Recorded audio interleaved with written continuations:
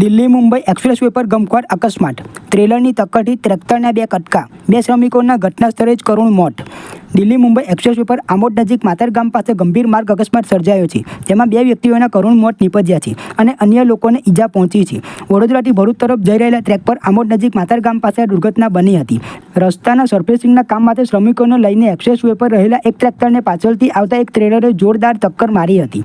ટક્કર એટલી ભીષણ હતી કે ટ્રેક્ટરના 2 ટુકડા થઈ ગયા હતા. ટ્રેક્ટર હાઈવેની પ્રોટેક્શન રેલિંગને તોડીને નીચે ઉતરી ગયું હતું. આ અકસ્માતમાં ટ્રેક્ટર પર કામ કરી રહેલા 2 વ્યક્તિઓના ઘટના સ્થળે જ કરુણ મોત નીપજ્યા હતા, જ્યારે અન્ય કેટલાક લોકોને ઈજાઓ પહોંચી હતી. ઘટનાની જાણ થતાં 108 એમ્બ્યુલન્સની ટીમ તાત્કાલિક ઘટના સ્થળે પહોંચી હતી અને ઈજાગ્રસ્તોને સારવાર અર્થે નજીકની હોસ્પિટલમાં ખસેડવામાં આવ્યા હતા.